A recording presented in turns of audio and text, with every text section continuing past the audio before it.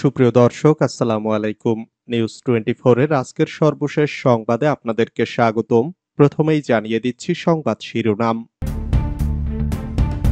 তানভীরের সঙ্গে শেখ হাসিনার ফোনালাপ ফাঁস। ফোনালাপ ফাঁস, আমি দেশের কাছাকাছি আছি, যাতে চট করে ঢুকে যেতে পারি, যা জানালেন শেখ হাসিনা। কেন্দ্রীয় সমন্বয়ককে বগুড়া ছাড়তে 10 মিনিটের আল্টিমেটাম, সভা না করেই ফিরলেন। যখন রাষ্ট্র সংস্কারের সময় এসেছে তখনই বিভাজন তৈরি হচ্ছে, যা বললেন হাসনাত আব্দুল্লাহ। সংলাপের মাধ্যমে রাজনৈতিক ঐক্য গড়ে তারপরে নির্বাচন, জানালেন উপদেষ্টা রিজওয়ানা। বিদেশে চিকিৎসার জন্য খালেদার ফিটনেস পরীক্ষা করছে মেডিকেল বোর্ড।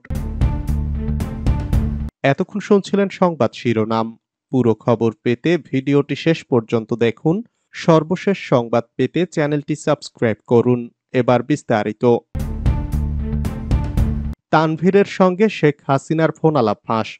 ছাত্রদের নেতৃত্বাধীন আন্দোলনের মুখে পদত্যাগে বাধ্য হয়ে দেশ ছেড়ে ভারতে পালিয়ে গেছেন সাবেক প্রধানমন্ত্রী শেখ হাসিনা। গত 5ই আগস্ট ব্যাপক প্রাণহানির মধ্যে দেশকে বিশৃঙ্খলার দ্বারপ্রান্তে ঠেলে দিয়ে দেশ ছাড়েন তিনি। সম্প্রতি শেখ হাসিনার টেলিফোনে কথোপকথনের একটি অডিও ফাঁস হয়। কথোপকথনে বোঝা যায় তিনি তানভীর নামে যুক্তরাষ্ট্র প্রবাসী কোনো আওয়ামী লীগ নেতার সঙ্গে কথা বলছেন। তানভীর বলেন, আপা আপনার কাছে ফোন দিয়েছে একটা ব্যাপারে।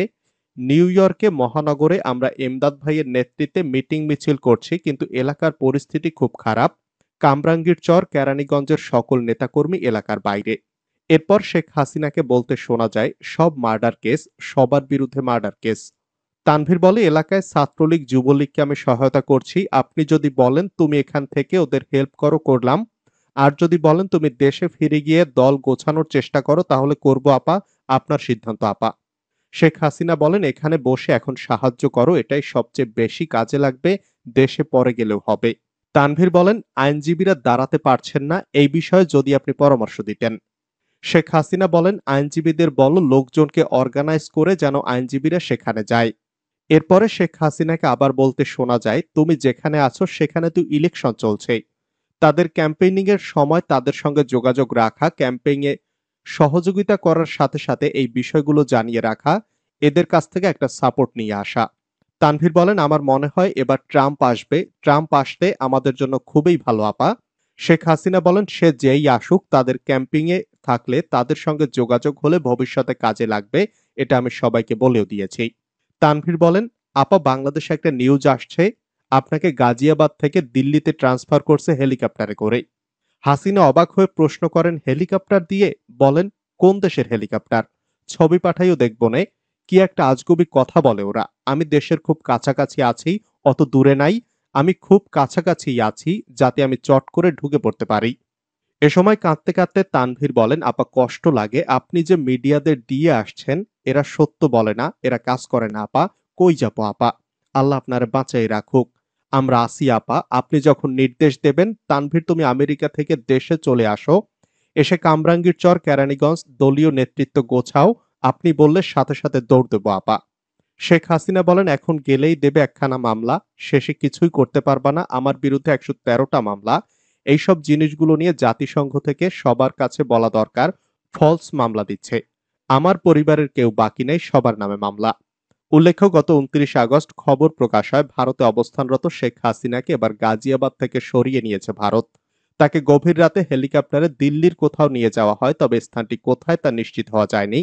দিল্লির বিভিন্ন সূত্র ব্যবহার করে এ বিষয়ে প্রতিবেদন প্রকাশ করছে বাংলাদেশের অনলাইন সংবাদ মাধ্যম বাংলা ট্রিবিউন। হেলিকপ্টারে গাজিয়াবাদ থেকে দিল্লি স্থানান্তরের খবর আর শেখ হাসিনার সঙ্গে তানভীরের টেলিফোনে যোগাযোগ হয় আগস্ট মাসের শেষের দিকে বা সেপ্টেম্বরের শুরুর দিকে। কেন্দ্রীয় সমন্বয়ককে বগুড়া ছাড়তে 10 মিনিটের আল্টিমেটাম, সভা না করেই ফিরলেন। বগুড়া সরকারি আজিজুল হক কলেজে শিক্ষার্থীদের একটি পক্ষের বিরোধিতার কারণে বৈষম্য বিরোধী ছাত্র আন্দোলনের কেন্দ্রীয় সমন্বয়ক মাহিন সরকার কর্মসূচি শেষ না করে ফিরে এসেছেন। বৃহস্পতিবার বিকালে কলেজ চত্বরে মতবিনিময় করার কথা থাকলেও তোপের মুখে সেনা সহায়তায় তিনি ক্যাম্পাস ত্যাগ করেন। প্রত্যক্ষদর্শীরা জানান, বৃহস্পতিবার সকালে কেন্দ্রীয় সমন্বয়ক মাহিন সরকার বগুড়া সফরে আসেন। তিনি সকালে আন্দোলনে বগুড়ার নিহতদের কবর জিয়ারত করেন। দুপুরে জেলা পরিষদ মিলনায়তনে নিহত ও আহত পরিবারের সদস্যদের সঙ্গে মতবিনিময় করেন। বিকালে বৈষম্য বিরোধী ছাত্র আন্দোলন সরকারি আজিজুল হক কলেজের মুক্ত মঞ্চে ছাত্র নাগরিক মতবিনিময় সভার আয়োজন করে। এ সভায় মাহিন সরকার যোগ দিতে এলে একটি পক্ষ তাকে দেখে ভুয়া ভুয়া স্লোগান দিতে থাকে। এক পর্যায়ে দুপক্ষ মুখোমুখি অবস্থান নেয়। বিরোধিতাকারী শিক্ষার্থীরা বলেন, আমরা সমন্বয়ক হিসেবে শারজিস আলম ও হাসনাত আব্দুল্লাহকে চিনি, অন্য কাউকে সমন্বয়ক মানি না। ওই দুই সমন্বয়ক না এলে কোনো কর্মসূচি হবে না। যখন রাষ্ট্র সংস্কারের সময় এসেছে তখনই বিভাজন তৈরি হচ্ছে, যা বললেন হাসনাত আব্দুল্লাহ। যখন রাষ্ট্র সংস্কার ও পুনর্গঠনের সময় এসেছে তখনই বিভাজন তৈরি হচ্ছে উল্লেখ করে বৈষম্য বিরোধী ছাত্র আন্দোলনের কেন্দ্রীয় সমন্বয়ক হাসনাত আব্দুল্লাহ বলেছেন, ছাত্র জনতার আন্দোলনে ফ্যাসিস্ট সরকারের পতন হলেও তাদের দোসররা এখনো ওৎ পেতে আছে। সুযোগ পেলেই তারা বহু জীবনের বিনিময়ে অর্জিত দ্বিতীয় স্বাধীনতার উপর আঘাত হানবে। এমন অবস্থায় জুলাই আগস্টে যেভাবে আমরা ঐক্যবদ্ধ ছিলাম, জনগণের অধিকার রক্ষায় সবাইকে সার্বক্ষণিক সজাগ থাকার আহ্বান জানাই। বৃহস্পতিবার বিকেলে কক্সবাজারের পাবলিক হলে আয়োজিত দুর্নীতি, সন্ত্রাস ও চাঁদাবাজি নির্মূলে ছাত্র নাগরিকদের সঙ্গে আলোচনা সভায় এসব কথা বলেন তিনি। সহযোদ্ধাদের উদ্দেশ্যে হাসনাত আব্দুল্লাহ আরো বলেন, আমাদের রাজনীতি মতাদর্শ আলাদা হতে পারে। আমাদের এখানে জামায়াত থাকতে পারে, শিবির থাকতে পারে, ছাত্র দল থাকতে পারে, বিএনপি থাকতে পারে, আবার ফ্যাসিবাদ বিরোধী যতগুলো রাজনৈতিক দল আছে তাদের নেতাকর্মীরাও থাকতে পারেন। কিন্তু আমাদের একটি বিষয়ে ঐক্যবদ্ধ থাকতে হবে, তা হলো স্বৈরাচারের বিরুদ্ধে। সংলাপের মাধ্যমে রাজনৈতিক ঐক্য গড়ে নির্বাচন, যা জানালেন উপদেষ্টা রিজওয়ানা। সংলাপের মাধ্যমে রাজনৈতিক ঐক্য গড়ে সংস্কার বিষয়ে সুনির্দিষ্ট অঙ্গীকার ও সংশোধনী আনার পরেই সরকার নির্বাচনের কথা ভাবছে বলে জানিয়েছেন অন্তর্বর্তী সরকারের উপদেষ্টা সৈয়দা রিজওয়ানা হাসান।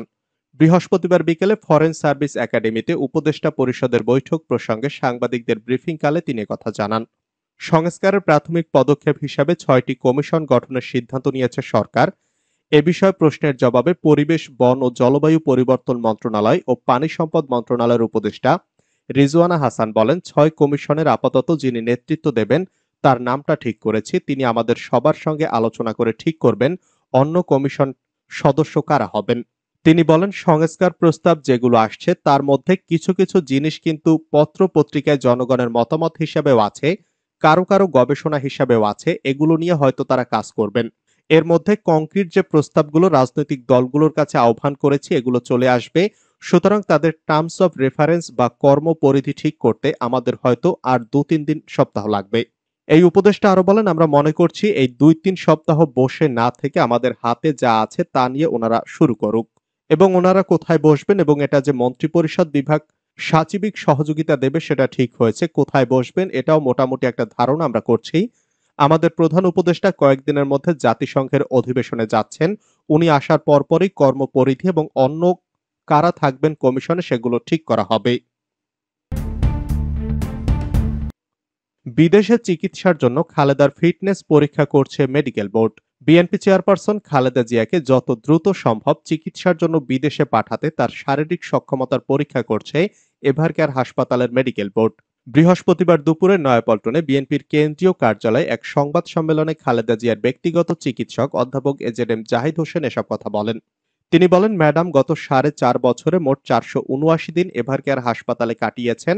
আমরা 21শে আগস্ট তাকে বাড়িতে ফেরার জন্য ছেড়ে দিয়েছিলাম, কিন্তু বৃহস্পতিবার ভোরে তাকে পুনরায় ভর্তি করা হয়েছিল। খালেদা জিয়াকে কেন এখনো বিদেশে পাঠানো হচ্ছে না সে বিষয়ে জনতার উদ্বেগের কথা বলেন বিএনপি নেতা। তিনি ব্যাখ্যা করে বলেন, কাউকে বিদেশে পরিবহনের জন্য ফ্লাইটের সময় নেতিবাচক চাপ সহ্য করার ক্ষমতা সহ শারীরিক স্থিতিশীলতা প্রয়োজন। অধ্যাপক ডাক্তার জাহিদ উল্লেখ করেন, অবতরণের সময় তার নেতিবাচক চাপ সহ্য করার ক্ষমতা সহ মেডিকেল বোর্ড এসব বিষয় মূল্যায়ন করছে। তিনি আরো বলেন, এটি কেবল গল্প বলার বিষয় নয়, বরং একাডেমিক, পেশাদার এবং বৈজ্ঞানিক বিবেচনার সাথে জড়িত।